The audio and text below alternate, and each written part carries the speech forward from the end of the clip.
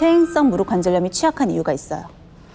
온돌 생활을 하면서 네, 좌식 맞아요. 생활을 하잖아요. 보통은 양반다리 하거나 아니면 무릎 꿇고 앉는 경우가 많잖아요. 그렇다 보니까 이 무릎 관절이 양반다리, 무릎 꿇기 또는 쪼그려 앉기 이런 자세들을 했을 때 상당히 많은 압박을 받거든요. 근데 다 전통적인 우리의 그 생활 맞아요. 방식들이죠. 네. 그렇기 때문에 특히나 우리나라 사람들은 무릎 건강에 악영향을 받을 수가 있습니다. 네, 하얀 덩어리를 연골이라고 생각할게요. 예. 그리고 여기 그 관절이라고 생각할게요. 뼈가 있다고 생각할게요. 자, 우리가 이렇게 서 있으면 크게 변형을 받지 않습니다. 하지만 우리가 앉거나 예. 무릎을 꿇게 되면 이제 관절이 연골이 돼서 이제 연골이 압박을 받게 돼서 이렇게 눌리게 되죠.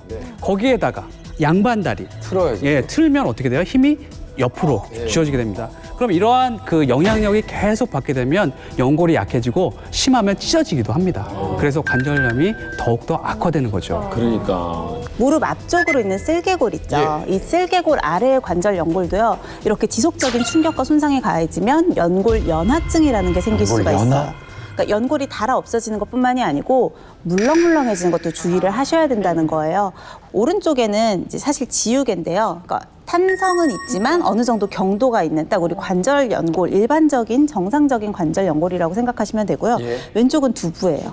탄성이 전혀 없이 물렁물렁한 거죠. 우리가 걷는다거나 돌아다닐 때 당연히 일반적인 관절 연골은 충격이 가해지면 튕겨나가죠. 튕겨나가죠. 탄성이 있고 모양을 잡아줄 수가 있으니까. 두부 같은 경우는 부서진다. 그렇기 때문에 연골이 이렇게 연화가 되면 사실은 제 기능을 전혀 할 수가 없고 무너져 내릴 수밖에 없어요.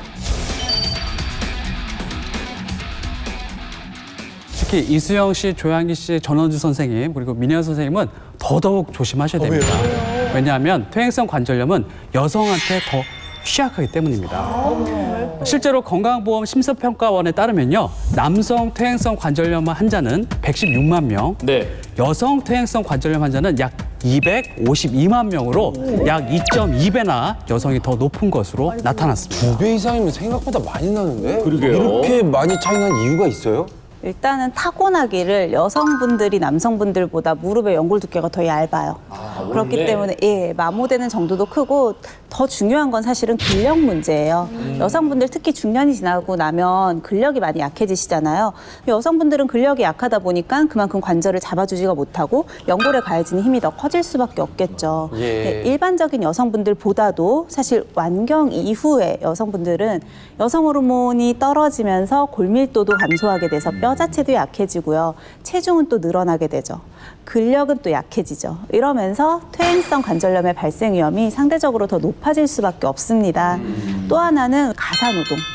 가사노동도 원인 중에 하나로 꼽혀요. 걸레질하는 거, 다리미질하는 거 이런 경우에 계속 쪼그려 앉게 되니까 이런 사소하다고 생각할 수 있는 생활 속의 습관도 결국은 내 무릎 관절에 큰 무리를 주게 되는 거죠.